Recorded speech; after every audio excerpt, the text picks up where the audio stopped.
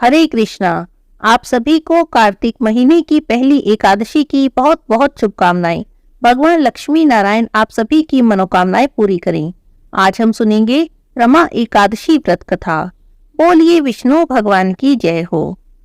एक समय की बात है, युधिष्ठिर महाराज ने भगवान कृष्ण से कहा, हे जनार्दन, हे समस्त जीवों के संरक्षक, कार्तिक माह के कृष्ण पक्ष में आने वाली एकादशी का क्या नाम है?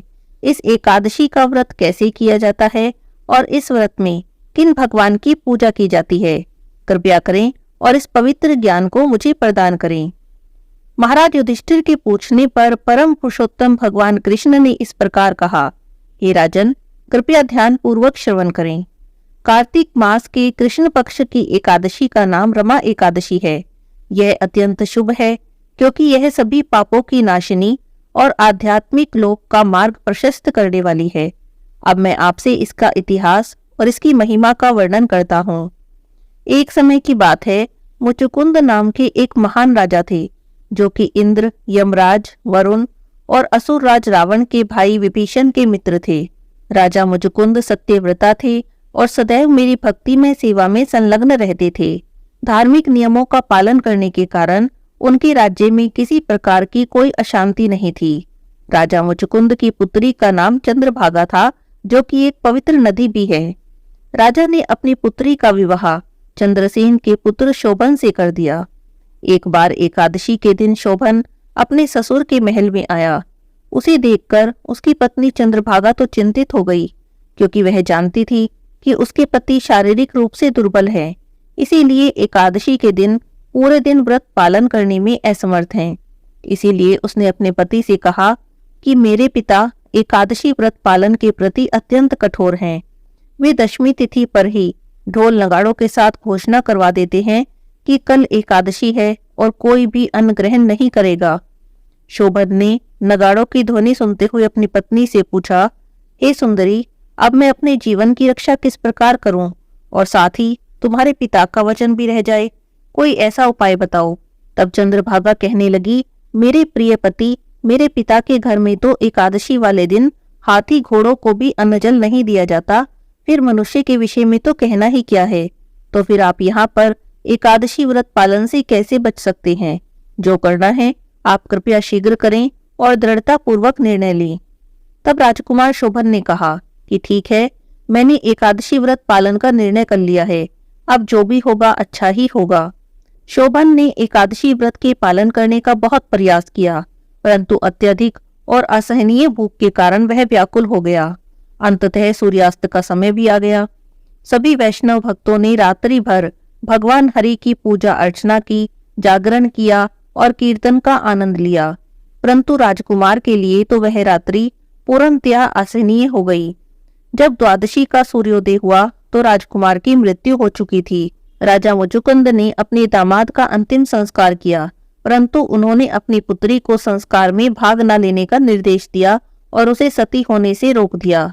अतएव चंद्रभागा अपनी शुद्धता का पालन करते हुए अपने पिता के घर में ही रहने लगी।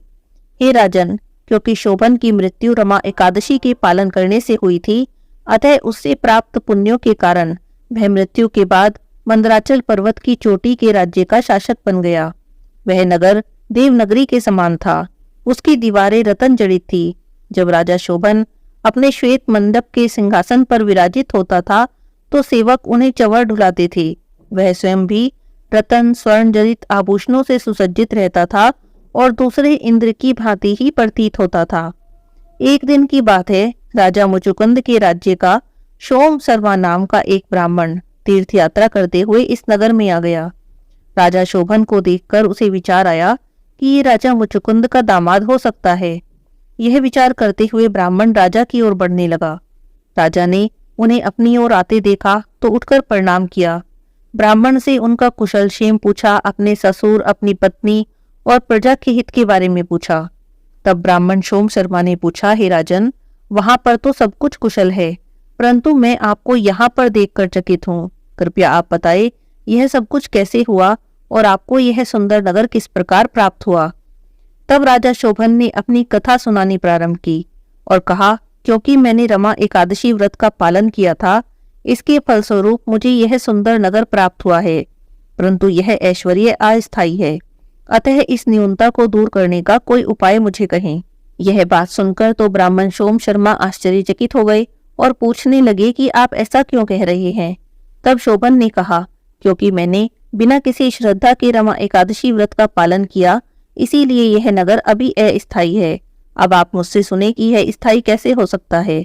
आप वापिस जाएं, राजा मुचुकुंद से, मेरी पत्नी से इस स्थान के बारे में मेरे विषय में बताएं। निश्चित रूप से यदि आप शुद्ध हृदय वाले ब्राह्मण हैं तो आपके द्वारा उन्हें यह सब बताने पर यह नगर स्थायी हो सकता है। अतएव ब्राह्मण ने अपने नगर लौटकर चंद्रभागा को सभी वृतांत कह दिया। चंद्रभागा अपने पति के विषय में सुनकर बहुत आश्चर्यचकित हुई और हर्षित भी हुई। ब्राह्मण ने कहा कि अब वो ही उस नगर को स्थायी करने का कोई उपाय कर सकती है। चंद्रभागा ने ब्राह्मण से उस स्थान पर चलने को कहा। चंद्रभागा और ब्राह्मण अब उस सुंदर नगर की ओर फिर से चल पड़े। पर्वत की तलहटी पर वामदेव जी का आश्रम था। चंद्रभागा ने वामदेव जी को प्रणाम किया और अपनी कथा कह सुनाई। उनका कथन सुनकर वामदेव जी ने वेदों से कुछ स्तोत्रों का उच्चारण कर उसका अर्घ्य जल चंद्रभागा पर छिड़क दिया। उन महान ऋषि के अनुष्ठानों के प्रभाव से उसे अनेक एकादशियों का पुण्य प्राप्त हुआ और अब उसका शरीर दिव्य बन गया। महर्षि से आशीर्वाद लेकर चंद्रभागा अब नगर की ओर बढ़ने लगी।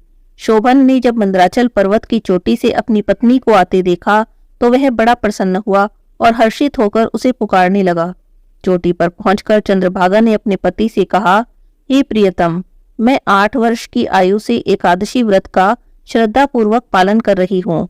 यदि मैं उसका अर्जित पुण्य आपको दे दूं तो निश्चित रूप से आपका यह राज्य अस्थायी से स्थायी हो जाएगा और जल प्रलय आने तक इसकी समृद्धि बढ़ती रहेगी। भगवान कृष्ण कहते हैं, हे राजन, उत्तम आभूषणों से सुसज्जित चंद्रभागा ने दिव्य शरीर युक्त होकर शांति पूर्वक और आनंद पूर्वक अपना जीवन व्यतीत किया। रमा एकादशी के प्रभाव से शोभन को देवलोक जैसा राज्य प्राप्त हुआ। वह अपनी इच्छाओं की पूर्ति कर पाया। भगवान कृष्ण कहते हैं, हे राजन, जो भी व्यक्ति कृष्ण पक्ष और शुक्ल पक्ष की दोनों एकादशी में कोई भेद न करके दोनों ही एकादशी का पालन करता है, निसंदेह वह ब्रह्म हत्या के पाप से भी मुक्त हो जाता है। जिस प्रकार काली और सफेद दोनों प्रकार की गायें उत्तम पुण्य प्रदान करती हैं, उसी प्रकार दोनों पक्ष की एकादशी भी उत्तम पुण्य प्रदान करती हैं और जीवन मरण के चक्र से मुक्ति दिलाने वाली हैं। जो भी व्यक्ति रमा एकादशी की इस कथा को सुनता है वह सभी प्रकार के पापों से मुक्त हो जाता है और उसे भगवान विष्णु का परम धाम प्राप्त होता है। बोलिए विष्णु भगवान की जय हो, लक्ष्मी माता की जय हो, लक्ष्मी नारायण भगवान की जय हो। 11 माता से मिलन कैसे होए, खिड़की तो पांचों बंद पड़ी। 11 माता से मिलन कैसे होए, खिड़की तो पांचों बंद पड़ी।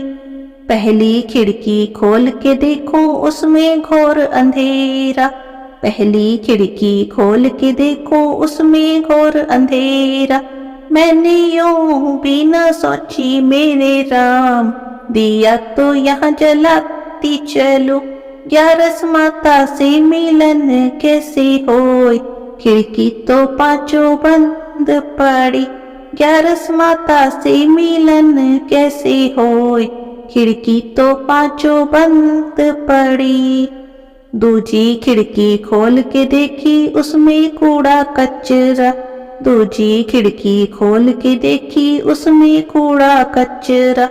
मैंने यूं भी न सोची मेरे राम, झाड़ू बुहारी करती चलो। 11 माता से मिलन कैसे होए, खिड़की तो पांचों बंद पड़ी। 11 माता से मिलन कैसे होए, खिड़की तो पांचों बंद पड़ी। तीजी खिड़की खोल के देखो उसमें गंगा जमुना, तीजी खिड़की खोल के देखो उसमें गंगा जमुना। मैंने यूं भी न सोचा मेरे राम, डुबकी तो यहाँ लगाती चलूं।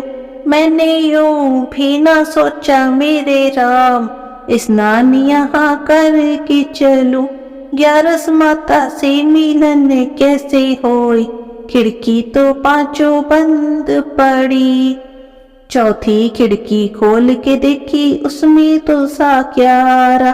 चौथी खिड़की खोल के देखी, उसमें तुलसा क्यारा। मैंने यूं भी ना सोचा मेरे राम, परिक्रमा इनकी करती चलूं। मैंने यूं भी ना सोचा मेरे राम, परिक्रमा इनकी करती चलूं। पांचवी खिड़की खोल के देखी, उसमें ग्यारस माता।